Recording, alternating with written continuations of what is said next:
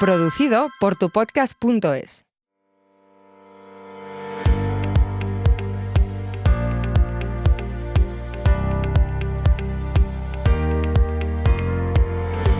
¿Qué tal? Bienvenidos, nuevo episodio de Rompiendo el Mercado, episodio 21 ya aquí, que bien acompañada estoy en esta jornada de martes festivo aquí en Madrid, pero que no es festivo en el resto de España, así que aquí estamos rompiendo el mercado, pues eso, rompiendo el mercado, con las mismas inquietudes con las que nació este podcast, que es averiguar el trasfondo de lo que hay detrás de los mercados, conocer a grandes expertos, conocer además diferentes materias. Nos vamos a adentrar cada martes pues con diferentes expertos, con diferentes analistas, desde especuladores hasta el value investing, con economistas que nos expliquen qué es lo que está pasando.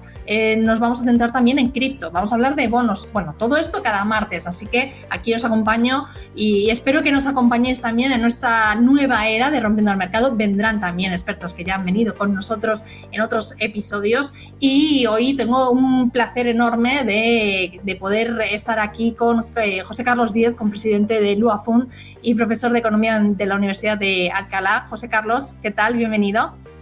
Buenas tardes a todos, un placer. Y David Galán, director de Bolsa General, formando inversores desde 2007. David, un placer también. Nada, un placer estar aquí con José Carlos y comentando cómo está la situación de los mercados. Y vaya situación la que tenemos por delante, si me permitís. Aquí, además, bueno, nos lo pasamos bien, ¿eh? Esas sonrisas me parecen muy importantes, así que venimos a aprender de forma divertida y aprender mucho de lo que está pasando. Hoy estábamos hablando, antes de empezar a grabar, que parecía que estaba todo muy tranquilo. Es verdad que lo de First Republic Bank, bueno, al principio no cayó muy mal en los mercados, nos sorprendió, por lo menos a mí, no sé a vosotros, pero a mí por lo menos me sorprendió que no hubo una reacción demasiado excesiva en los mercados, pero hoy la banca mediana nos está callando la boca y nos está haciendo estar muy pendientes de lo que está pasando. Es verdad que los datos macro, hoy hemos conocido los datos de PMI, la semana pasada conocimos los de PIB, también de Estados Unidos, que vuelven a hacer hablar de estanflación. Otra vez, esa palabra vuelve a salir en una semana además marcada por los bancos centrales, esa decisión del Banco Central Europeo, que ya sabéis que siempre sigue lo que vaya a hacer mañana la Reserva Federal. Así que nos vamos a centrar en todo eso y lo primero de todo es, bueno, me gustaría que me dijerais ¿qué visión tenéis vosotros de lo que está pasando ahora mismo en los mercados? Es verdad que, fijaros, First Republic Bank no había dado mucha alarma, digamos, como sí pasó, sin embargo, cuando cayeron otros bancos estadounidenses, pero hoy, sin embargo, lo que nos está transmitiendo el mercado es todo lo contrario. ¿Tenemos que preocuparnos, José Carlos, o no? Hombre, un poco preocupado sí, ¿no? Cuando sube la volatilidad, pues evidentemente hay que preocuparse, sobre todo si es por quiebras bancarias, ¿no? Es verdad que estamos viendo quiebras muy, muy escandalosas y la diferencia con el 2008 es que ahora la Reserva Federal está actuando bien, se está poniendo el backup o el respaldo público para evitar que caigan y se está ordenando, ¿no? En el caso europeo también con Credit Suisse. Credit Suisse tenía el tamaño de Lehman Brothers, ¿no? La diferencia es que a Lehman se le dejó quebrar en Chapter 11 y en un concurso de acreedores indeterminado, ¿no? Y aquello provocó una crisis global y a Credit Suisse pues lo ha salvado el Banco de Suiza, ha entrado UBS por medio y se ha rescatado, ¿no? Yo creo que eso es la gran diferencia. La otra, bueno, pues otra vez ha habido excesos después del 2010 y sobre todo en los últimos años, en los últimos 3 años, estamos viendo mucha más deuda de lo que había en el 2008, o sea que la crisis de deuda ahora es mayor, ¿no? Y la deuda otra vez, pues en aquel caso fue en las hipotecas y en las familias y en el sector residencial y ahora el inicio de la crisis financiera está siendo el sector de oficinas, principalmente porque la gente ha dejado de ir a las oficinas y teletrabaja, ¿no? Entonces, eso es una crisis estructural, parece, hay que reestructurar todo el sector, hay oficinas que no pueden pagar las deudas, los bancos que habían dado los créditos a las oficinas son estos que están siendo rescatados y bancos regionales, principalmente el 80% del crédito estaba ahí. Y ahora la pregunta que queda, y supongo que es lo que tiene más nervioso al mercado, es quién tiene los bonos, ¿no? Esos bonos, esos créditos se han titulizado, están en CMBS, en CDOs, otra vez lo mismo que en el 2006. Entonces, ¿dónde están los bonos, no? ¿Los tienen los bancos o hay respaldo de los bancos o los tienen grandes fondos soberanos y grandes fondos de pensiones que no van a tener impacto en el crédito y simplemente van a perder parte de la riqueza que habían acumulado, ¿no? Yo creo que esa es la duda ahora que pone tan nervioso al mercado. ¿Puede estar ahí la duda, David? Sí, a ver, estamos en una situación bastante compleja porque claro, se han juntado muchas cosas que han provocado un repunte tremendo de la inflación, quizá principalmente la actuación de los bancos centrales imprimiendo dinero como si no hubiera un mañana, incluido cheques para que gran parte de esa liquidez además fue al mercado. Y la FED está ahora en una disyuntiva, está entrando ahora ya en la disyuntiva que sabíamos que iba a llegar, que es entre decidir, porque hasta ahora han sido palabras de que entre no se puede sorber, ¿no? Y soplar a la vez, y entre la economía y cargarte la economía o que la inflación siguiera subiendo, han decidido combatir la inflación, ¿no? Pero claro, ahora se empieza a ver el daño económico y estamos viendo problemas ya de restricción de liquidez, de crédito. Ha estallado ya la crisis bancaria en Estados Unidos y también en Europa. No, son bancos muy importantes, que de hecho eso no es una mala sensación, lo bien que está aguantando el mercado a nivel bursátil es bastante positivo, pues que, bueno, pues a veces hay alguna caída y sube un poco la volatilidad, pero está muy controlada respecto a lo que podría ser en otro momento de mercado, ¿no? Si te pillan estas noticias tan negativas en otro momento de mercado y sin esa actuación también rápida de la FED, pues podríamos tener pánico de verdad, porque realmente no hemos visto niveles de pánico en estas caídas que han sido como más... quitando el sector... Sí, no ha habido como un riesgo sistémico, ¿no? O sea, realmente no ha habido riesgo sistémico en el sector financiero, simplemente son caídas de bancos puntuales, pero sí es verdad un poco también lo que decías, David. De hecho, yo lo tengo por aquí, una diapositiva que veía del First Republic Bank, la voy a compartir, que es que, escucha, es el segundo, es la quiebra del segundo, la segunda quiebra mayor de Estados Unidos, de un banco de Estados Unidos, es decir, que no es cualquier cosa, estamos hablando de algo importante. Lo que pasa es que sí es verdad, un poco lo que decíamos, que el mercado no lo había digerido tanto como lo estamos viendo ahora. Sí, creo que después de Washington Mutual es la mayor y efectivamente pues no se está viendo una volatilidad extrema, ¿no? Porque en 2020, en marzo o obviamente en 2008 vimos repuntes de volatilidad de locura, ¿no? Incluso con sesiones donde había que alargar la apertura y donde se iban superando esas barreras que hay para controlar la liquidez en la bolsa americana. No hemos visto nada de eso. De hecho, estamos viendo pues, movimientos bastante suaves en los últimos tiempos. El VIX estaba en mínimos de más de un año, ¿no? El problema yo creo que se concentra, no estamos en el típico mercado bajista que hemos visto en otras ocasiones donde cae absolutamente todo, sino donde está habiendo un comportamiento sectorial muy diferente, muy heterogéneo. Desde las subidas brutales que hemos visto en Europa, empujadas por sectores como el lujo o consumo básico, que lo ha hecho muy bien, energía, que también lo hizo muy bien, aunque ahora ya empieza a sufrir con la caída del petróleo, y también lo hizo muy bien utilities, aunque ahora también le está costando, y luego lo que más ha sufrido, donde está realmente el problema a nivel bursátil, lo encontramos en acciones pequeñas y medianas, probablemente por esa menor liquidez, y luego también estamos viendo muchos problemas en todo lo que está relacionado con lo growth, aparte de China, que ha sufrido mucho, ¿no? Las growth siguen penalizadas porque venimos de un escenario de tipos cero, donde ese tipo de compañías son muy beneficiadas, sobre todo esas growth donde no hay beneficio todavía y se descuenta a muchos años el flujo de caja y hay un cambio en la valoración por mayores tipos de interés, pues es muy importante y se nota mucho.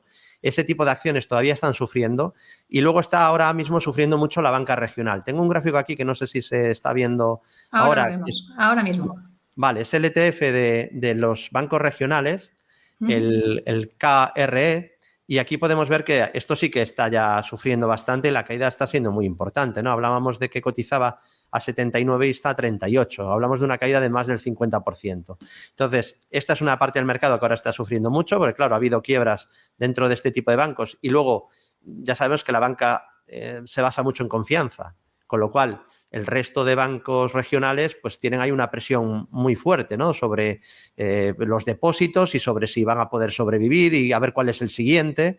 Entonces, bueno, pues ese componente sectorial está descontando esos problemas que comentábamos y luego pues decir también que podemos seguir la pista un poco de la liquidez del mercado con la M2 y aquí está ocurriendo algo histórico que no pasaba desde hacía muchas décadas. Y es que se está reduciendo la liquidez en el mercado, ¿no? En en Estados Unidos. Podemos ver aquí que ha caído un 4,1%, que ya digo, no había caído nunca la liquidez desde los años 60 y que esto normalmente suele traer problemas y turbulencias. Es cierto también, hay que ser justos, que esto es un ajuste de un exceso previo. O sea, estamos en un terreno desconocido, porque si esto viniera después de un comportamiento normal, esto iba a hacer muchísimo daño.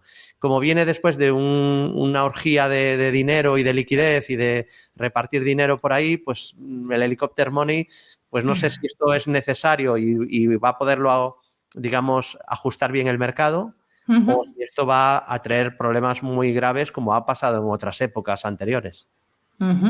José Carlos, entonces, ¿tú piensas que podemos ver, o sea, es decir, el capítulo del First Republic Bank no ha sido el último dentro del sector financiero? ¿Crees que podríamos ver más problemas de este tipo en otros bancos medianos, según has dicho, según esos bonos?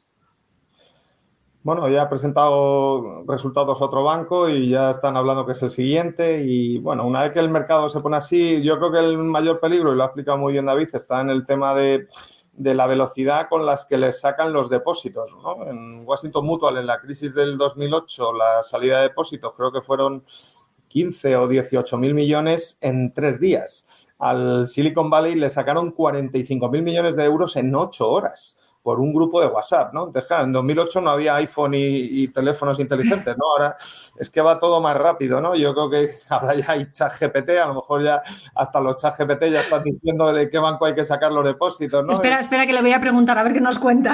Le metemos aquí como uno más. Y a lo mejor alguien les hace caso, ¿no? Que es el problema, porque claro, que se lo preguntes al bicho, no, pero que el bicho, que le hagas caso a un sistema de inteligencia artificial, ¿no? Bueno, no sé, no quitando bromas porque es un tema muy serio, ¿no? Sí. Yo creo que eso es muy complicado y segundo, al final estamos hablando de emociones humanas, ¿no? Los inversores somos seres humanos y cuando pasamos de comportarnos de manera normal, donde más o menos hay volatilidades que permiten hacer algo de gestión y de proyección hacia dónde pueden ir los mercados, ¿no? Que es lo que hacemos el 99% de los días, pero cuando se ponen así y se asustan, pues evidentemente nadie puede predecir nada, ¿no? Entonces, no tenemos ningún indicador que nos anticipe que se van a asustar, ¿no? Entonces, la única forma es cuando se van a poner así, pues que te pillen liquidez en bonos a corto plazo, en la deuda pública de máxima calidad y es un poco lo que estamos viendo en los mercados. No mucho, o sea, el miedo se mide, los mercados hablan, muestran expectativas, es una votación, hay elecciones democráticas cada 4 años, en las bolsas y en los mercados de bonos se vota cada minuto, ¿no? O sea que aquí hay un registro de votaciones. Hay muchos nervios en las bolsas y en los mercados de bonos de deuda pública. Sin embargo, los bonos corporativos, los spread de crédito de bonos corporativos en Estados Unidos están en mínimos de los últimos 30 años, ¿no? No tiene mucho sentido, ¿no? Si la gente teme un credit crunch y una recesión, los spreads tienen que subir, ¿no? Y luego ya mi preferido, ¿no? Que el activo refugio en esta crisis, ¿no? Sea el peso mexicano, el real brasileño y el Bitcoin y el Ethereum, pues hombre, no te los puedes tomar en serio, ¿no? O sea, mucho miedo no tienen, ¿eh? Si hubiera miedo, nadie compraba el Bitcoin, ¿no? Yo creo, ¿eh? ¿David? Sí, yo coincido con lo que dice José Carlos. De hecho, tengo aquí un gráfico del VIX porque una imagen a veces vale más que 1000 palabras. Sí, lo vemos. Y aquí podemos ver que nada tiene que ver los niveles de miedo actuales, que son ridículos, con otros momentos del mercado, ¿no? Este último pico que señalo aquí, este sería el de 2020 con la crisis sanitaria. Y el que vemos aquí pues fue la crisis de Lehman Brothers, ¿no? Y de toda esa crisis inmobiliaria y financiera de Estados Unidos. Entonces, está muy controlado el miedo. Y de hecho están pasando, yo publicaba un vídeo sobre, y decía, este mercado bajista es muy raro, lo titulaba, porque claro, se viene hablando de que viene el crack del 29 o que esto es un 2008 y están pasando cosas que no son consecuentes con ese escenario, ¿no? Uno es tener Europa en subida libre, la bolsa europea en máximos de la historia, porque el K40 incluso sin dividendos ha marcado máximos, Reino Unido sin dividendos ha marcado máximos de la historia, el IBEX añadiéndole los dividendos ha marcado máximos de la historia este mes, también tenemos máximos de la historia en el Eurostoxx 600, que eso creo que es un buen termómetro a la bolsa europea, y luego sí que está habiendo más problemas por lo que decía, tema sectorial y de tecnología, acciones medianas y pequeñas y alguna grande también, que está haciendo que la bolsa americana esté sufriendo más, a pesar de tener también sectores en máximos que podrían ser, digamos, razonables, algunos de ellos que estuvieran en máximos en un contexto así, porque el dinero fluye a lo defensivo. Entonces, cuadra consumo básico, alimentación, bebidas, que estén máximos, o que otros sectores como utilities lo hubieran hecho bien y tal. Pero es que tienes también constructores de viviendas, varios constructores de viviendas en máximos de la historia. Y esto sí que no cuadra en absoluto con un periodo, claro, de miedo horrible, donde es verdad que la vivienda se está resintiendo ya en Estados Unidos, pero a pesar de eso, pues ya digo, hay industrias cíclicas que las tienes en máximos, ¿no? O cerca de máximos. Sector seguros lo ha hecho también muy bien. Entonces, no me cuadra mucho con ese escenario apocalíptico, ¿no?, que nos venden, y esto es la prueba del algodón, porque una cosa es lo que se opine o se publique en los medios y tal, pero otra es lo que hace la gente con su dinero. Entonces, yo le doy más valor siempre a la opinión del mercado porque ahí hay dinero comprometido. Con lo cual, de momento, no veo un miedo excesivo. Sí que hay muchos nubarrones en el horizonte. Es probable que Estados Unidos acabe entrando en recesión. Tenemos la inversión de la curva de tipos desde el año pasado. Además, está más invertida que nunca desde los años 80, y la de 10 y 2 años, pero incluso secundarias como la de 10 y 3 meses, está más invertida que en los años 80. Entonces, sí, probablemente vamos a tener una recesión. Ahora mismo el mercado le da un 60% de probabilidad. Yo creo que incluso tiene algo más. Y han salido datos la semana pasada que apuntan un poco por ahí a que veremos recesión. La pregunta es también a nivel bolsa, ¿cuánto está ya descontado, ¿no?, por parte del mercado? Claro, ¿y qué tipo de recesión, no? Porque al final, José Carlos, no es lo mismo para los mercados una recesión, como se está hablando, un soft landing, un hard landing. Me imagino que eso es lo que la bolsa todavía no ha llegado a descontar. Sí, recesión sí, pero dependerá un poco todo eso para que la reacción sea de una forma u otra. Bueno, salió el dato de PIB del primer trimestre con un dato de inversión, sobre todo inversión en equipo, ¿no?, que es el indicador de las empresas que muestran si tienen expectativas positivas de futuro, invierten, y si tienen expectativas negativas, contraen la inversión, ¿no? Y salió con una caída bastante intensa, y yo creo que eso ha puesto un poco nervioso al personal. Los PMIs de hoy han sido francamente malos, ¿no? Especialmente en China el PMI del mes anterior ya fue malo, y el industrial y los PMIs europeos, que son dos economías, China y Europa, muy abiertas a las exportaciones, ¿no? O sea, muy sensibles de lo que está pasando en el comercio mundial. Y bueno, lo que estamos viendo en las materias primas es un escenario recesivo total, ¿no? El petróleo cayendo con fuerza, los precios de los alimentos, incluso con la sequía, los precios de muchos metales, ¿no? El gas, a pesar de la guerra en Europa, está muy bajo, ha roto para abajo los 40 euros. O sea, el escenario, ¿no? Lo que pasa, como decía Paul Samuelson, el premio Nobel de Economía, los mercados han descontado 9 de las últimas 3 recesiones, ¿no? O sea que el mercado prueba, ¿no? Y luego, si se equivoca, pues no pasa nada, vuelve a comprar y vuelve a subir, ¿no? No es un buen indicador fiable adelantado el mercado ni la curva invertida de tipos, ¿no? En este caso pueden acertar porque, evidentemente, si se contrae el crédito, eso lo sabemos, el crédito, sobre todo el crédito bancario, a pymes y a hipotecas y a familias y crédito al consumo, ¿no? Si ese canal se colapsa, eso determina el PIB a corto plazo y el empleo, y hay una recesión. Eso no, eso está claro.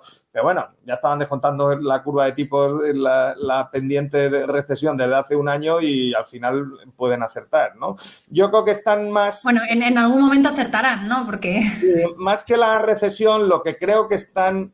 o echándole un pulso o anticipando que la Fed se ha pasado de frenada, como en el Blackjack, ¿no? Y que va a pedir carta y que ya se va a pasar de los 21, ¿no? Entonces, yo creo que está más ahí lo que está pasando en la curva invertida del mercado de bonos, y es determinante lo que haga mañana la Reserva Federal, ¿no? Lo que enseñamos en las facultades de economía, yo doy macro internacional y finanzas internacionales, es que en escenarios de tanta incertidumbre, lo mejor que puede hacer un banco central es esperar y ver, ¿no? No puede bajar el tono, porque es verdad que la inflación está alta y no se han activado todavía las expectativas de normalización de inflación, o sea que hay riesgo de inflación todavía, pero en este escenario y con tantos nervios en los mercados es muy imprudente subir. Yo creo que se equivocaron el mes anterior, y el mercado es a lo que está esperando, ¿no? Que en algún momento haya algo de vida inteligente en Washington y digan que no van a subir más los tipos de momento, ¿no? Y que lo dejen ahí pendiente. Pero es que realmente yo creo que casi ni se lo creen, José Carlos. O sea, que no se creen ya lo que vaya a decir ni la Reserva Federal ni los bancos centrales. Porque vemos cómo se está comportando la renta variable y sorprende.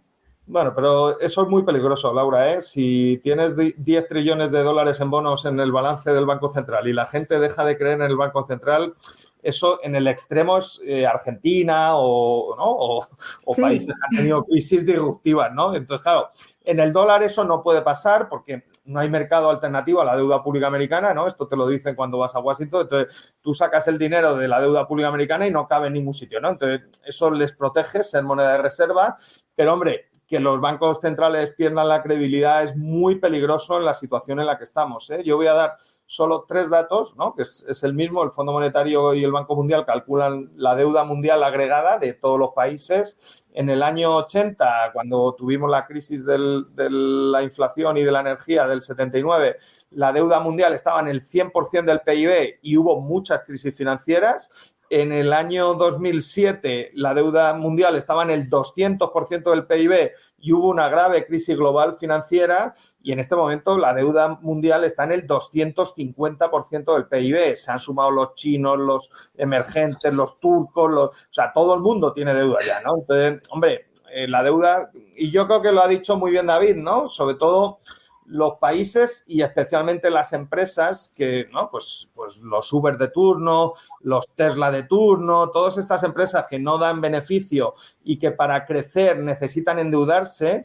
que ha sido el modelo básico de inflar las bolsas en los últimos 10 años y especialmente desde el 2020, ese modelo se acabó, ¿no? O sea, vamos a un mundo con inflación, yo creo que no muy alta, pero con inflación y con tipos normales que no van a volver a cero, ¿no? Entonces, en ese escenario, tú no puedes volver a esos escenarios de quemar caja como si no hubiera mañana, que siempre venga un SoftBank de turno o algún private equity y te vuelva a comprar y que pienses que lo estás haciendo muy bien, y es mentira, ¿no? Lo que estás haciendo es inflar una burbuja de bolsa y de deuda, pues como hicieron con los tulipanes en Holanda en el siglo XVII y XVIII, ¿no? Uh-huh. David, de cara a esa reunión mañana de la Reserva Federal, parece que el mercado descuenta sus 25 puntos básicos arriba y pausa, ¿no? Sí, ahora mismo han bajado mucho las expectativas, ¿no? Después de esa crisis bancaria en Estados Unidos, expectativas que estaban ya cerca de subida al 6%, que a mí me parecían excesivas porque es muy difícil subir tipos a esos niveles sin romper algo, ¿no? Entonces, al final ha venido antes incluso de lo que se esperaba esos ya problemas en la banca, y creo que vendría bien. De hecho, es una tesis que defendía Jeremy Siegel ya hace un par de meses, de que la Fed debía de empezar a hacer una pausa porque está mirando indicadores pues que son un poquito atrasados, y quizá pues ya viendo el daño en el mercado de vivienda y el que se podía generar en muchas empresas o en la banca con esas subidas tan rápidas, pues la pausa igual tenía que haber llegado ya un poquito antes. Yo creo que está bien combatir la inflación, era muy importante, y también sería bueno no ponerse ahora a bajar los tipos muy rápido y volver a lo de siempre, ¿no? Mira lo que ha pasado en Australia. En Australia sí han subido los tipos de interés de nuevo esta madrugada.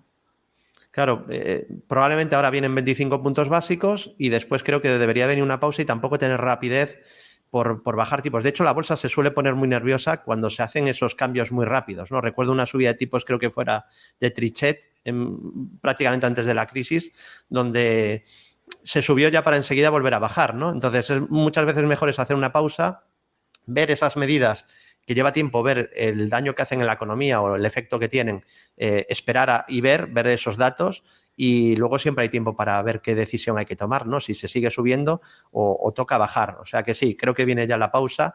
Y sobre lo de la curva de tipos, sí que hace una puntualización. No ocurre cuando, o sea, los problemas no vienen cuando se invierte la curva. Vale, tengo aquí el gráfico además se ve muy claro. El problema, esta es la de 10 años y 2 años, que se pueden ver otros tramos de inversión de curva. No viene la crisis cuando la curva está invertida. Por eso siempre decimos que es un indicador adelantado y es entre 6 meses y 3 años. Que claro, ahí también hay más ventaja para poder acertar, ¿no? Pero siempre es ese periodo, de media más o menos es 1 año y medio, 2 años. Bueno, ¿por qué? Porque cuando viene la crisis no es cuando está invertida, sino cuando está ya desinvertida. Se puede ver aquí en los tramos grises. Esto es la fuente, es FRED, el Banco de San Luis, y aquí la Reserva Federal. Se puede ver cómo en la zona gris viene después de que la curva se haya invertido. Y es cuando ya está desinvertida cuando vienen los problemas, subida de paro, recesión, con lo cual todavía estamos en ese camino incipiente, probablemente está empezando a desinvertirse, y eso le va a llevar unos meses, y los problemas probablemente vendrán después, ya cuando la curva está desinvertida, y ahí pues seguramente veremos ya subida de paro, alguna recesión que yo creo que no será muy larga, ¿no? Y es lo que se estima ahora, pero sí, efectivamente somos seres humanos, la economía depende de decisiones de seres humanos y por lo tanto esto no es predecible, al menos no en un porcentaje muy alto, ¿no? De hecho, yo a la hora de invertir en bolsa, la macro es en lo que menos, sí que me gusta verla, ¿no? Y de hecho estamos comentándola ahora, pero es a lo que menos importancia le doy en mi proceso de inversión, porque creo que es la parte más complicada. Sí que hay casos de éxito utilizando macro, normalmente combinada con otras herramientas de inversión. Está el caso de Ray Dalio, está el de Soros, Druckenmiller, aunque también lo combina con análisis técnico y con value investing, pero a mí me parece la más complicada porque se mezclan datos que son atrasados con datos que son muy adelantados y donde además entra lo que decía Soros de la reflexividad. Nosotros mismos, si hay mucho miedo, puedes cambiar el futuro porque se toman medidas para evitar lo que podría venir si no se toman esas medidas. Entonces, es algo vivo y efectivamente esto puede cambiar, pero vemos que históricamente, al menos en los últimos 40 años, cada vez que se ha invertido, posteriormente ha venido esa recesión. Volviendo un poco a la reunión de mañana de la Reserva Federal, ¿realmente vosotros estáis pendientes de lo que vaya a pasar? Es decir, a la hora de estar pendiente de los mercados, ¿estáis pendientes de lo que vaya a pasar en ese momento o no? De las decisiones, de lo que diga después Powell, también no sé si en ese discurso tenemos que estar pendientes de algo por si pillamos alguna pista. José Carlos. Bueno, yo creo que en este momento, ¿no? Y coincido con David para si las condiciones son normales, ¿no? Pero yo creo que no estamos en una situación normal y en este momento es determinante lo que diga la Reserva Federal y Powell, ¿no? Luego todos los demás bancos centrales se van a acomodar un poquito porque el dólar, solo hay una unidad monetaria mundial, hay perfecta movilidad de capitales, hay un mercado de divisas totalmente líquido, puedes cambiar hasta Bitcoin, o sea que y todo se cruza contra el dólar, ¿no? Por lo tanto, los tipos de interés del dólar son los tipos de interés del mundo y sobre eso se van a componer el resto de estructura de tipos. Yo creo que hay que estar muy pendientes, ¿no? De hecho, ellos están midiendo mucho el discurso y, en mi opinión, siendo consciente de que lo están haciendo razonablemente bien desde noviembre del 21, han gestionado muy bien todo el ciclo de subidas, lo han comunicado muy bien, prácticamente no han generado distorsión en el mercado, todo lo contrario de Lagarde y del Banco Central Europeo, que han ido totalmente desastrosamente dando tumbos, ¿no? Y yo creo que la Fed lo ha hecho bien. El problema, que lo ha puesto David en el gráfico de la M2 y del dinero en circulación, es que, claro, lo que hicieron en el 2020 fue un auténtico disparate, ¿no? Es que en el máximo del 2008, la M2 llegó a crecer el 10% interanual. En el 2020 subieron el dinero en circulación el 26%. Ese dinero estaba en el sistema y es lo que ha generado la dinámica inflacionista y es lo que les ha obligado, como en el Titanic, ¿no?, a virar y a dar la vuelta. Pero, claro, llevan un transatlántico, ¿no? Entonces, la duda es, ¿no? Pongamos un caso, ¿no? El caso del Silicon Valley es que es un banco muy particular, ¿no? Porque es el banco tecnológico y está por ver que nos digan cuántas pérdidas ha dado la cartera de tecnología, ¿no? Había 75.000 millones en crédito a empresas tecnológicas y es muy probable que si les han cortado la refinanciación y ningún otro banco les puede dar refinanciación, esas empresas no puedan pagar y es muy probable que los activos que tengan no paguen, no sé, un porcentaje muy pequeño de la deuda, ¿no? Creo, pero bueno, eso no lo sabemos. Pero, por ejemplo, en los CMBs, ¿no? Ellos habían comprado bonos sin cubrir, parece, los tipos de interés y esos bonos, pues, los habían comprado, yo qué sé, al 1%, al 1,5%. Y si esos bonos los tienes que financiar en el mercado de repos o los tienes que llegar a descontar a la Reserva Federal, los estás descontando cerca del 4,5% o el 5%, ¿no? Eso es una pérdida en la cuenta de resultados de los bancos de 3 puntos porcentuales sobre la cartera de deuda. Entonces, claro, o tienes una muy buena estructura de depósitos, como es el caso ahora de la banca española, ¿no? La banca española en el 2007 pues era una banca con mucha dependencia del mercado, ¿no? Y ahora es todo lo contrario, ¿no? Ahora es una banca aburrida con un exceso de depósitos y además con una estructura de depósitos a un tipo de interés razonablemente bajo, ¿no? Entonces, España está inmunizada de esta crisis financiera, ¿no? Ni tiene que emitir en los mercados, ni tiene dependencia de financiarse a tipos altos, ¿no? Pero si no eres un banco como los bancos españoles ahora y tienes que salir al mercado, pues evidentemente tienes un problemón en tu cuenta de resultados, ¿no? Entonces, hombre, supongo, igual que en España todos sabíamos que bancos tenían problemas en el 2008, pues en Estados Unidos todos saben que bancos tienen problemas. Entonces, es lo que estamos viendo en el mercado, ¿no? El mercado no suele tener más información que el resto y esa información se arbitra y es lo que estamos viendo desde aquí, que todo nos parece como fuegos artificiales, pero seguramente dentro de ese caos hay un orden y hay gente que tiene información muy buena y está apuntando a los bancos que luego se está demostrando que tenían problemas. David, y dentro de esa reunión de la Reserva Federal, dentro de esa decisión, si se mantiene el guión que los mercados están dando, por supuesto, es decir, subida de 25 puntos básicos y pausa, ¿en qué sectores tú te fijarías o te vas a fijar más o en qué valores? Bueno, yo creo que estamos en un momento donde podría empezar a haber, o ya está habiendo, ¿no?, oportunidades dentro de ese sector growth, el tan penalizado, porque claro, digamos que lo peor ya, o gran parte del camino negativo ya está recorrido, ¿no? Que es verdad que es probable, ¿no? Y coincido con lo que decía José Carlos, vamos ahora a una normalización, ¿no? Y de unos tipos normales, no volver a hacer otra vez. Entonces, y una inflación que probablemente no va a bajar del 2% en bastante tiempo. Con lo cual, no va a volver digamos, al oasis en el que estaba en 2020-2021, pero probablemente de aquí a un año o dos los tipos van a estar más abajo, ¿no? Entonces, quizá lo peor se ha visto ya en esa industria y habría que ver muy bien, eso sí, qué valor, qué valoración, qué crecimiento esperado tienen, cuáles tienen menos deuda, por lo que hablamos de que el coste de la deuda ha aumentado mucho. Entonces, sí que hay compañías rentables que probablemente se han visto muy perjudicadas. Hay compañías que estaban con pérdidas, ¿no?, pero que el crecimiento de ingresos les ha llevado ya a tener beneficio. Y luego ya es un tema de valoración, ¿no?, de crecimiento esperado. Entonces yo empiezo a mirar eso porque además me doy cuenta, y es una industria que ha funcionado espectacular, pero probablemente ahora está a una valoración bastante exigente, ¿no? Todo lo que ha sido refugio, por ejemplo, alimentación y bebidas. Hay compañías que son maravillosas, ¿no?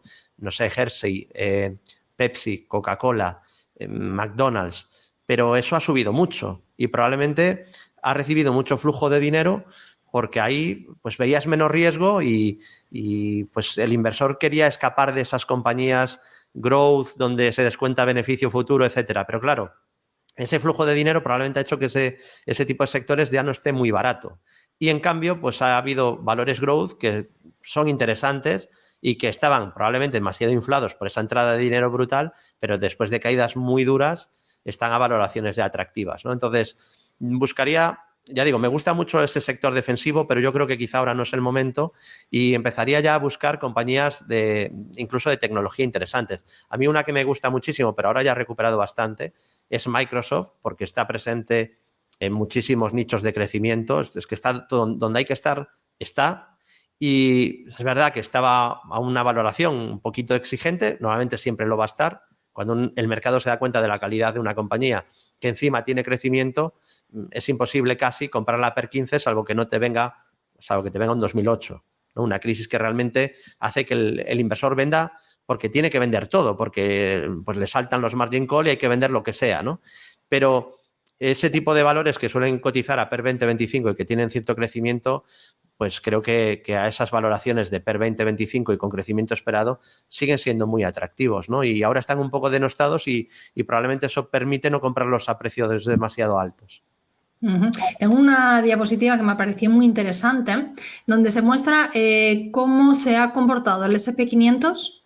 A ver si espero que la veáis bien. ¿Cómo se ha comportado el S&P 500 el día de antes, el día después de las diferentes subidas de tipos de la Reserva Federal? Desde marzo, desde 2023, de marzo, febrero, aparecen ahí los diferentes días desde 2023. Que, bueno, es interesante también, ¿no? Porque muchas veces muchos inversores, sobre todo minoristas, que al final son los que muchos nos siguen a nosotros, por cierto, que os suscribáis y que les deis al like para poder seguir haciendo este podcast todos los martes y traer a cracks como los que nos acompañan hoy y ver esas diferentes opiniones que también son importantes a la hora de tomar vuestras decisiones en bolsa. Es importante porque muchas veces es la típica pregunta. Me imagino que a vosotros lo han hecho un montón de veces. Vale, y si sube, entonces sigue el guión, 25 puntos básicos la Reserva Federal, mantiene esa pausa, ¿qué hago yo? ¿Me espero? José ¿Cómo hacemos? ¿Esperamos, José Carlos? ¿Empiezo a tomar ya alguna decisión en bolsa? Hombre, yo ahora estaría prudente, ¿no? Es verdad que a lo mejor no pasa nada, porque como he dicho al principio del programa, es que estamos hablando de emociones humanas, entonces es que son impredecibles, ¿eh? Y a lo mejor, oye, pues esto es como los búfalos en las praderas americanas, pues se asustan y echan a correr y dejan de correr y se ponen a comer otra vez, ¿sabes? Entonces, o sea, que es que los seres humanos también somos animales, ¿no? Entonces, el miedo, pues es algo incontrolable y cuando se comporta en gregario y en manada, pues es muy difícil de... Pero bueno, yo estaría prudente porque creo que los riesgos en las bolsas son más a la baja que al alza, ¿no? Y yo creo que David lo ha explicado muy bien.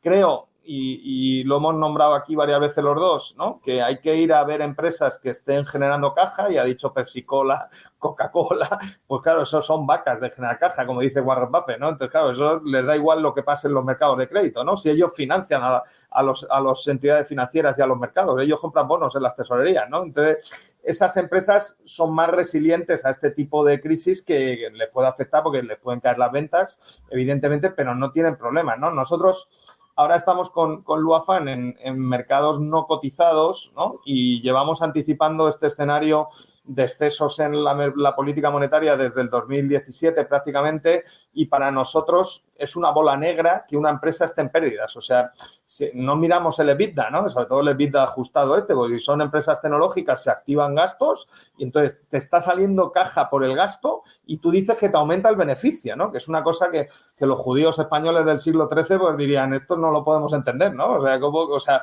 o te sale caja o te entra caja, ¿no? Entonces, nosotros miramos el flujo de caja de las compañías, podemos permitir que estén un periodo corto, ¿no? Con la proyección para entrar en caja positiva, y a partir de ahí lo que midamos es la capacidad para devolver la deuda, cuando hayan devuelto la deuda, porque si no es complicado, que paguen el dividendo y ver que generen valor para poder vender la compañía en un periodo, pues no sé, de 5 o 6 años a un precio más alto. Yo, esa técnica que aplicamos fuera de las bolsas, creo que la aplicaría en las bolsas también, ¿no? No me quiero poner muy dramático, pero el cambio es un cambio de era. O sea, lo que hemos vivido en el mundo de políticas monetarias absolutamente ultra expansivas desde el 2008 se acabó.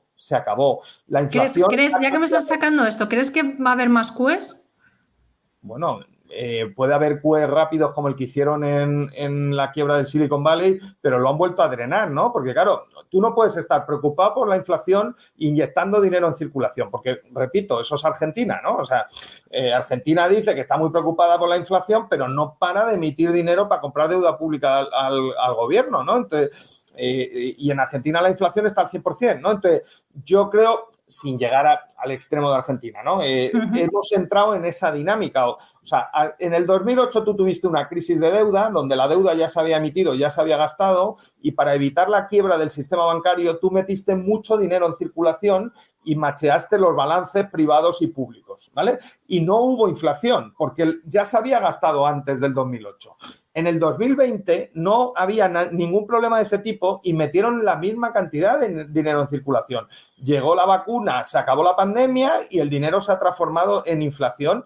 Entonces, si de verdad quieren que los bancos centrales sean creíbles y que vayan, no sé si una inflación del 2, a lo mejor es un poco exagerada, pero bueno, que la inflación esté en torno al 2 o el 3%, que es el rango más o menos de normalidad. La inflación en Estados Unidos está en el 5%. Bajar la inflación del 5 al 3 es muy complicado. Con una tasa de paro por debajo del 4% es mucho más complicado. Entonces, te tienes que aclarar, ¿no? Si llegan otra vez los nervios y, como dice David, se ponen a bajar los tipos de interés pensando que eso va a reactivar, a lo mejor eso genera más miedo, ¿no? Porque dices, oye, es que el problema es más grave de lo que nos estaban contando, ¿no? Está la situación, ¿no? Esto lo único que se podía haber hecho era no haberte endeudado, pero bueno, una vez que está la deuda hecha, está esto complicado de gestionar, ¿no? Como ha dicho David... Vamos, no te gustaría estar en la piel de ninguno de los del Banco Central.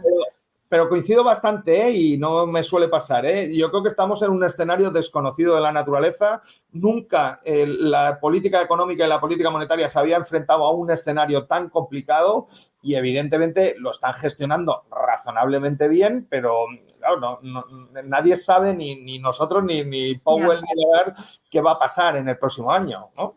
Vamos, juego a juego, ¿no? Como se suele decir, partido a partido. David, nos contaba también un poco, y me gustaría también conocer, bueno, veo que tienes por aquí una diapositiva, pero me gustaría también, ya que nos ha contado un poco José Carlos, qué es lo que ellos miran un poco, ¿no? A la hora de elegir esos valores. También me gustaría que nos dieras tú, bueno, pues algunos detalles, ¿no? De esa estrategia que seguís en Bolsa General para elegir esos valores donde tomáis posiciones. Pero antes te dejo con esta diapositiva.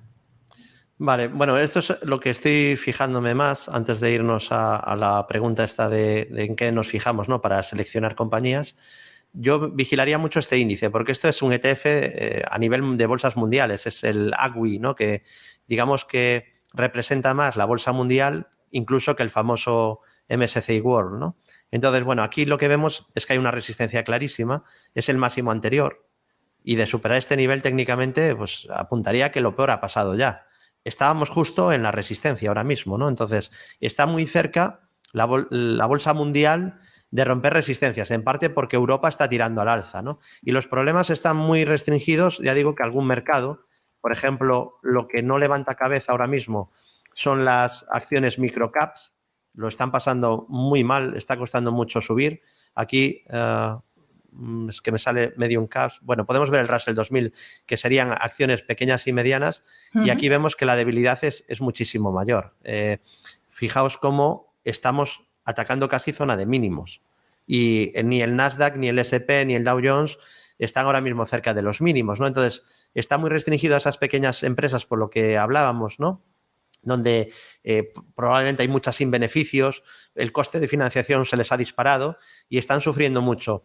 Pero en todo caso, tengo que decir que igual que con la economía, veo muchos nubarrones en el horizonte y no soy tampoco muy positivo, y me preocupa en Europa una crisis periférica 2.0, porque de esos países que tenían problemas en 2012, que muchos tuvieron que ser rescatados parcialmente o totalmente, veo que están casi los mismos, quitando a Irlanda, que sale de la ecuación, pero los demás es que siguen con los mismos problemas y con más deuda que entonces, con mucha más. Soy bastante negativo, prudente a nivel de economía, pero yo tengo que decir que hay algo positivo para la bolsa, y es que esa inflación también hace que las empresas les sea más fácil, aquellas que tienen ventajas competitivas y pueden repercutir el precio al cliente, como algunas que comentábamos antes, y por eso han subido mucho.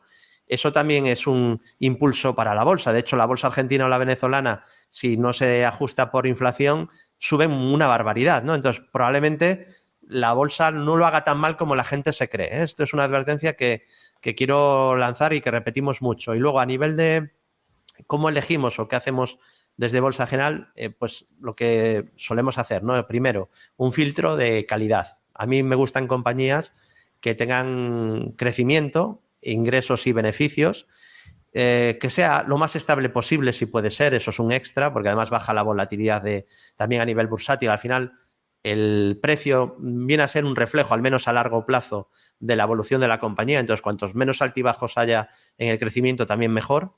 Luego quiero compañías que recompren acciones o que al menos no diluyan al accionista.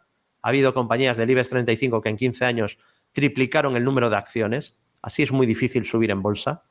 Me alejo totalmente, permanezco totalmente lejos de ese tipo de compañías. Me gustan las contrarias, las que recompran acciones y cada vez ese beneficio por acción tiene dos motores, el crecimiento del negocio y encima la retirada de acciones en circulación. Hay un ejemplo que es tremendo, bueno, hay muchos, pero AutoZone podría ser uno, Low West Corporation sería otro, de acciones que van retirando constantemente acciones de circulación. Y me gusta que esté a una buena valoración, es decir, todo tiene un precio, porque por mucho que me guste una compañía, no será lo mismo comprarla a PER 200 que a PER 20. Entonces, la valoración también es importante. Y por último, me voy al precio, no porque sea lo último le doy poca importancia, yo le doy mucha importancia al precio, y no soy el único, porque hay como una teoría de que nadie usa análisis técnico o que no hay millonarios que hayan usado análisis técnico. Solo voy a dar un par de nombres: Paul Tudor Jones, Druckenmiller, que lo combina con otras herramientas. Paul Tudor Jones solo usa técnico, multimillonario. John W. Henry, el dueño del Liverpool, para quien no lo conozca. Entonces, le doy mucha importancia al precio porque el precio descuenta expectativas futuras. Es verdad que con muchos errores y que a veces hay irracionalidades. Comentaba también esto antes José Carlos. El ser humano, pues de repente está eufórico y de repente está con mucho miedo, y eso provoca fluctuaciones enormes. Pero a largo plazo, creo que esto era una frase de Benjamin Graham, que el mercado es una máquina de votar a corto plazo, pero a largo plazo es una máquina de pesar. Entonces, hay una correlación muy grande entre los beneficios empresariales y la cotización bursátil. Así que, último paso sería buscar un buen timing de entrada en valores que no vengan de subidas verticales y que tampoco estén bajistas y cayendo, porque normalmente esto descuenta algo negativo y muchas veces hay información privilegiada a la que no tenemos acceso, pero que sí que deja huella en el precio, ¿no? Y recuerdo como ejemplo en las emisiones de Volkswagen, que mucho antes de que se hiciera público, de hecho hay un documental en Netflix donde se puede ver que se cartearon con los organismos americanos durante meses y durante esos meses se desplomó en bolsa. Al salir la noticia, cayó un día más y ahí marcó el mínimo y a partir de ahí recuperó. Es decir, ya estaba descontado en el precio. Y por eso pues le doy mucha importancia también al punto de entrada por análisis técnico. Y con eso pues ya elegir ese tipo de compañías o bien de mucha calidad o bien de mucho crecimiento o una combinación de ambas. José Carlos, tú llevas más de 25 años siguiendo los mercados financieros.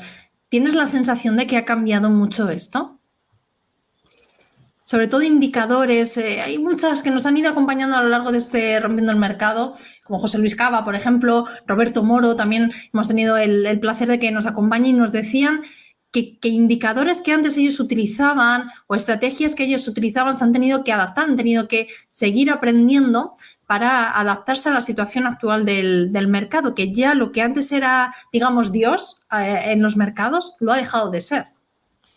Pues mira, yo empecé a trabajar en una tesorería haciendo trading en el Banco Cooperativo en diciembre del año 98 y ya había una burbuja tecnológica en el Nasdaq y el año pasado había otra, ¿no? Entonces, yo no creo que haya cambiado. Yo creo que estamos en un mundo totalmente descontrolado, donde para que aumente el PIB y disminuya el desempleo y la pobreza, que es un indicador muy necesario, hace falta endeudarse, ¿no? Y eso no es un mundo sostenible, ¿no? Yo creo que en algún momento la deuda tiene que... Y solo, fíjate lo que voy a decir, con que la deuda deje de crecer ya es una crisis. O sea, que eso es lo que pasó un poquito. El único país desde el 2008 que se ha desapalancado y se ha desendeudado somos los españoles. Nos pegó durísimo, nos cortaron el crédito internacional, tuvimos que reestructurar una parte del sistema bancario y hemos reducido 30 puntos la deuda de las familias y de las empresas. Hemos aumentado la deuda pública, que es una vulnerabilidad, pero en la parte privada 30 puntos de PIB, ¿no? Tú miras los indicadores americanos, los indicadores holandeses, los indicadores británicos, bueno, pues está todo igual o peor. El precio de la vivienda en Estados Unidos desde el máximo del 2007 ha subido un 50%. O sea, si en 2007 estaba disparatadamente alto, ahora ¿cómo lo definimos, no? Entonces, todo en la vida no puede ser, ¿no? Entonces, yo creo que si de verdad quieren corregir la inflación, lo que estamos viendo es que la deuda empieza a crujir, ¿no? Y la deuda es como los edificios. Yo trabajé también con arquitectos. Los edificios no tumban, crujen primero, ¿no? Salvo lo de las Torres Gemelas, que fue un incendio dentro de la estructura de hierro, ¿no? Que fundió el hierro. Los edificios primero tumban. Entonces, tú cuando ves una grieta en un edificio, llegan los bomberos y dicen, oye, se puede demoler, ¿no? Bueno, lo que estamos empezando a ver son grietas en el sistema financiero, de momento pequeñas, con holguras pequeñitas, pero, hombre, hay que estar prudentes, ¿no? Yo creo que los bancos centrales se lo deberían tomar en serio y no provocar el pánico que provocaron con la quiebra de Lehman Brothers, ¿no? Yo creo que eso hoy es menos probable, o sea, ya es como tirarte del paracaídas, ya aprendimos que no, eso no es bueno, ¿no? Y no creo que lo vayan a volver a hacer. El tema es, como me explicó una vez un economista uruguayo que gestionó la crisis del 2001-2002, después de la crisis argentina, me decía el uruguayo, cuando llega el caos pierdes el control. Claro, el problema es que cuando se activa el pánico es imposible parar a la manada, ¿no? Entonces, es mejor no provocarles. O sea, ¿qué necesidad? Si están pastando tranquilos, ¿no? Pues y van renovando la deuda, más que las bolsas, que tienen otra dinámica y son muy importantes, ¿eh? No quiero quitar el valor del equity de la bolsa. Aquí el problema es renovar las deudas, ¿no? Que los bonistas de los fondos soberanos, de los fondos de pensiones, que vayan renovando deudas con cierta normalidad y a unos tipos de interés razonables que se puedan pagar, ¿no? Yo creo que ese es el escenario. Entonces, si están todos nerviosos, yo creo que mañana la Reserva Federal debería mandar un mensajito de tranquilos, ¿no? Estamos aquí, hemos entendido el mensaje, somos gente sensata y lo que queremos es tranquilizar a la manada, ¿no? Si van a ponerles más nerviosos porque dicen que hay inflación y el mercado lleva sin ver inflación 8 o 10 meses, pues hombre, Houston, tenemos un problema. No sé si tú ves también un problema con esto del techo de deuda, con esas negociaciones. No, yo por mi ¿No? experiencia, en esto sí te sirve la experiencia, yo he vivido Mucho. de esta vida como 4 o 5 y todo es mentira, ¿sabes? Lo primero que te enseñan cuando llegas a Washington, yo llegué muy jovencito y ¿no? Lo primero que te enseñan en Washington es nunca le hagas caso al presidente. El presidente no manda nada en Estados Unidos, entonces no va a haber un impago de deuda e incluso aunque lo haya no va a pasar nada, porque vuelvo a repetir, no puedes sacar el dinero de la deuda pública americana, pero vamos, nadie está pensando, ¿no? Va a haber algo de especulación, han subido los CDS, pero bueno, yo creo que es juego político de cara a la campaña y creo que nadie va a llegar al río, ¿no? David, ¿vosotros os fijáis también en deuda o en bonos o solo en renta variable? No, nosotros estamos especializados en renta variable, que ya te digo que las 24 horas del día se quedan cortas, o sea, creo que el que mucho abarca poco aprieta y yo ya no tendría vida para investigar o seguir más cosas que la renta variable, que además seguimos muchos mercados diferentes. De hecho, seguimos unas 2.000 compañías y, bueno, eso ya es una barbaridad, ¿no? De hecho, es un universo de inversión quizá incluso demasiado amplio. De hecho, hay una de las dudas que también se repiten mucho y es el miedo a la hora, porque vosotros también, David, estáis especializados en Wall Street, en el mercado americano, y siempre hay muchas dudas del pequeño inversor, del miedo con el cambio de divisa a la hora de invertir, por ejemplo, en compañías americanas. Sí, aquí hay muchas posturas y de hecho yo mismo no tengo muy clara cuál es la correcta, ¿no? Porque está desde la postura de decir, bueno, yo invierto a largo plazo y el efecto de la divisa se diluye muchísimo, porque además esto no es el peso argentino, es decir, entre el euro y el dólar hay cierta correlación, se puede ir 1,60 y luego a 0,80, pero aún así, aunque es mucho, es doblar, estamos hablando de que eso a 30 años el porcentaje anual es muy bajo, que no repercutiría demasiado sobre lo que puedes llegar a ganar o perder en el mercado, ¿no? Que puedes estar sobre un 7, 8, 10, 12% anual, entonces un 1 o 2% que se te mueva la divisa, que es lo que se te mueve, no se te va a mover más de media si estás 30 años en el mercado, pues tampoco es tan importante. Luego cubrir la divisa, que es la otra opción, tiene un coste. Entonces, la otra opción es cubrir toda la divisa y olvidarte, decir, bueno, pues yo compro eurodólares si invierto en Estados Unidos y vivo en Europa hasta el nivel que tengo totalmente macheada la cartera, cubierta totalmente, esa es otra opción. Y luego también tiene la opción de jugar y decir, bueno, no voy a cubrirla toda, pero sí una parte para que no me afecte demasiado. Y luego está la última, que es la que llevo haciendo unos años, que es tener un filtro para saber cuándo cubrirla y cuándo no. Vale, que así te ahorras, digamos, una parte del coste. No obstante, es muy complicado y siempre digo lo mismo. Por eso digo que no tengo muy claro si es lo correcto o no, porque el mercado de divisas me parece el más complejo de todos. Estamos hablando de no comprar un activo, sino un activo frente a otro y que además es muy... es verdad que a muy largo plazo tiene menos volatilidad, pero es muy proclive a moverse cada vez que hay noticias, ¿no? Por ejemplo, se va a mover con la decisión de la FED y siempre ocurre. A veces hay movimientos de cierta amplitud. Pero ya digo, hay esas opciones. Quizá el que no vive la bolsa de manera profesional, o sea, el consejo para la mayoría probablemente fuera no cubrirla nunca, si va a invertir a largo plazo, porque eso va a quedar diluido con el paso de los años. Para ir terminando, José Carlos, me gustaría que me hablaras un poco de Luafan. Exactamente qué es lo que hacéis, porque tampoco lleváis mucho tiempo, ¿no? Entonces me gustaría que me hablaras un poquito de Luafan.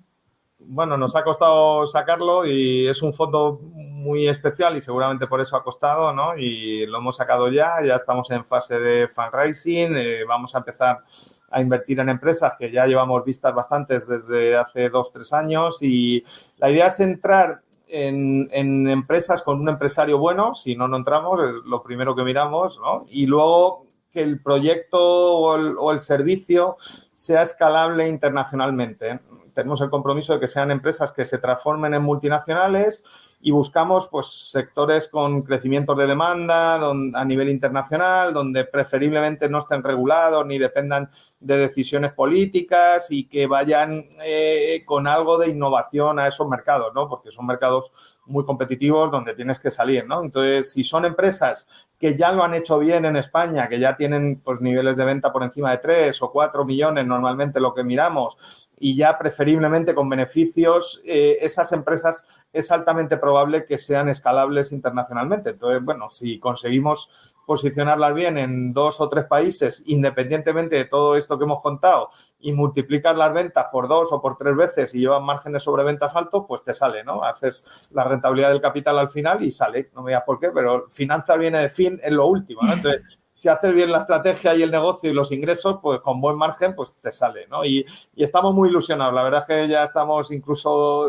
viendo que nos están pidiendo lanzar un segundo fondo, pero bueno, vamos a cerrar este primero bien hecho, vamos a verlo. Poquito a poquito. Y en el próximo año nos planteamos crecer, que, ¿no? Lamentablemente, si esto que cuento es verdad, para Lua va a ser una gran oportunidad, ¿no? Porque muchas de esas empresas que ha dicho David de Growth, que son muy interesantes, que tienen una tecnología interesante, si no han medido bien su estructura financiera y su caja y tienen problemas de liquidez, pues Lua las comprará a un precio mucho más bajo, ¿no? Esto es el capitalismo y es muy duro y para nuestros inversores pues será una gran noticia. Y David, vosotros en Bolsa General lleváis, bueno, casi 20 años formando a inversores. ¿Notáis una inquietud diferente últimamente en esos inversores? ¿Ha cambiado mucho esa perspectiva? También es otro de los temas que hemos hablado aquí mucho en este podcast y es cómo han cambiado la visión de los inversores. Antes eran más, pues eso, bolsa española y ahora ya es como que tienen más abiertas esas miras a compañías estadounidenses, a otros mercados, Japón, China. ¿Notáis dentro de esos cursos un inversor, primero, más cualificado en el sentido de que ya van con cierta tarea sabida y segundo, es una expectativa mayor, ¿no? De amplitud, de mirar a otros mercados? Sí, indudablemente ha habido muchos cambios, ¿no? Yo recuerdo haber escrito algún artículo en 2008 explicando lo que era la prima de riesgo y los CDS, y hoy prácticamente no tendría sentido explicarlo porque la mayoría de inversores ya lo conoce.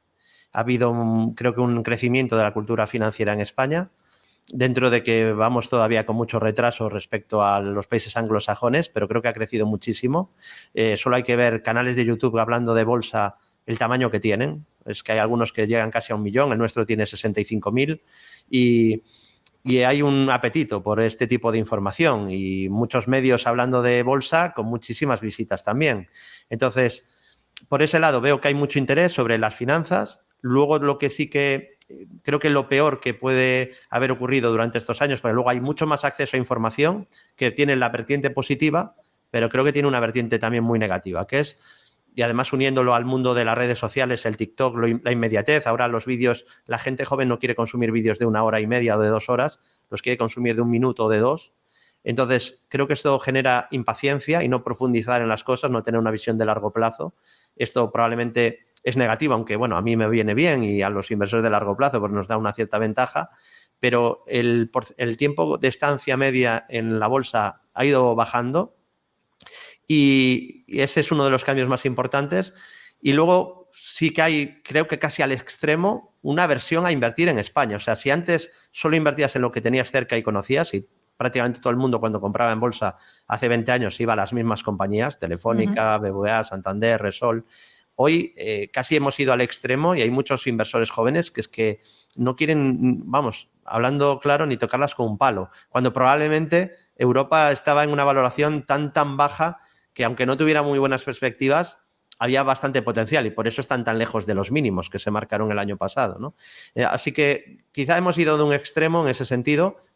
A mí me encanta la bolsa americana porque es una bolsa, claro, es que la bolsa española... Más noble, ¿no? Claro, con perspectiva, es el 1,6% del mundo a nivel bursátil y la bolsa americana ahora mismo es el 60% o el 50 y pico. O sea, no tienes un abanico gigantesco. Al final, España son prácticamente pymes y acciones grandes líquidas es que realmente no hay tantas. Probablemente es que 100 o no llega ni a 100, con lo cual es un mercado bastante pequeño, pero yo no iría a ese extremo de España. No, España sí. En España hay también compañías espectaculares tipo Inditex o Viscofan. O sea, es que hay empresas que son muy buenas, ¿no? Y que además pues es más fácil que tú las conozcas aquí que en un inversor de Wisconsin, con lo cual tendrás hay cierta ventaja competitiva.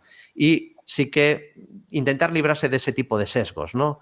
Porque uno de los grandes problemas para que no ganemos en bolsa, cuando la bolsa sube cerca de un 10% anual, al menos los índices, pues es los sesgos que tenemos muchísimos, como vender antes de tiempo. Cuando estás ganando ya tienes ganas de vender. Cuando empieza a caer no quieres vender porque tienes ese ego que no quieres reconocer una pérdida, e intentar sistematizar tu proceso de inversión. Es muy importante que tengamos un método y que lo sigamos con disciplina. Creo que esa es la gran diferencia, más que incluso un gran conocimiento del mercado de valores o de una compañía en particular, es la disciplina siguiendo un método y aislarse del ruido, que esa es la parte que creo que respecto a hace 25 años o 20 años o 15 años es muchísimo más difícil ahora, porque ahora al seguimiento la FED va a la decisión de tipos. Eso a tiempo real, la cantidad de noticias que va a generar, de vídeos, de comentarios, y antes era mucho más fácil abstraerse del ruido. Ahora es mucho más difícil mantener una compañía durante 5 o 10 años porque durante ese tiempo va a haber 85 cracks bursátiles, que luego en realidad no habrá haber ninguno o como mucho habrá uno. Entonces, esos son los grandes cambios. Y luego la tecnología. Tenemos acceso a muchísimo más datos financieros de cualquier compañía. Europa aún todavía va con algo de retraso en esto, pero en Estados Unidos que tienes acceso a los datos a tiempo real y de cualquier compañía y de mucho histórico. Y esa tecnología también te permite invertir a tiempo real. Cuando yo recuerdo, incluso antes de mi etapa, tenías que ir presencialmente al banco, ¿no? Yo lo tengo hecho, pero yo ya sobre todo pillé la época telefónica, de llamar por teléfono, quiero comprar tal, vender tal. Hoy por hoy eso ya es totalmente impensable, hay mucha más inmediatez, genera más rotación y el problema yo diría que es la impaciencia.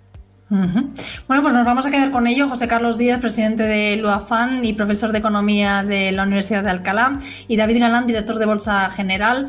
Gracias a los dos por acompañarnos en este podcast, en Rompiendo el Mercado. A todos los que nos estéis escuchando, acordaros de, si no os habéis suscrito, suscribiros, de darle al like, de comentar, que si queréis que traigamos a otros expertos, más expertos, que nos lo comentéis, que aquí nos encanta leeros y saber vuestras inquietudes. Siempre, pues eso, sin tabú. Aquí hablamos de economía, de finanzas, de bolsa y de lo que haga falta para intentar dar ese punto también, ¿no? Lo pequeño inversor, que muchas veces, como nos está diciendo David, nos perdemos tanta información, tantas cosas que no sabemos dónde nos tenemos que centrar. Así que la mejor forma es aprender de grandes expertos como los que me acompañan hoy aquí, con tantos años de experiencia, y a través de esa experiencia, como decías antes, José Carlos, no sé si la experiencia te sirve mucho. Para esto sirve muchísimo la experiencia. Así que gracias a los dos por acompañarnos y hasta la próxima. Os esperamos de nuevo aquí en Rompiendo el Mercado. Un placer. Un placer y buenas inversiones. Producido por tupodcast.es.